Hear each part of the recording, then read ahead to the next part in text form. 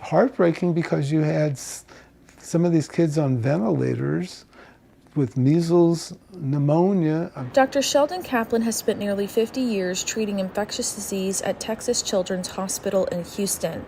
He remembers 1989 measles outbreak like it was yesterday. There were 4 or 5 kids who died, and all of this is essentially preventable by a very safe vaccine. So that's why it was hard to see these kids suffering like that. At the time, measles was spreading rapidly, hitting young children the hardest.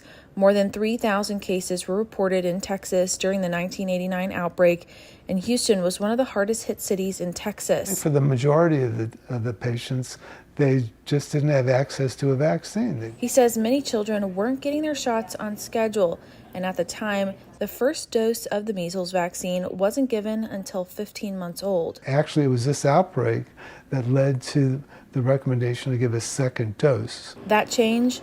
Lowering the first dose of the measles vaccine from 15 months to 12 months to protect children sooner.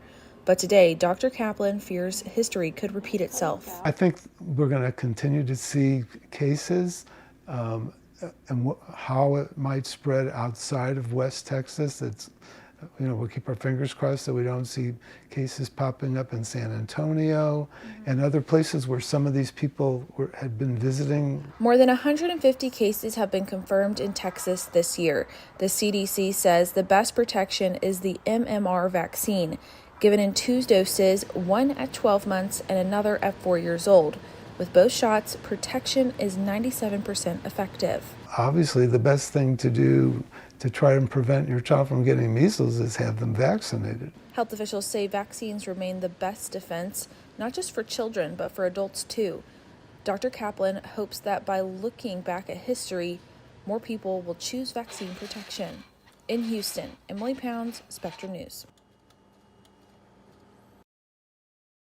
Thanks for watching our YouTube channel. For more stories in your community, click the subscribe button here. You can also download the Spectrum News app or watch us on TV for the latest information, balanced coverage, weather updates every 10 minutes, and more. We'll see you then.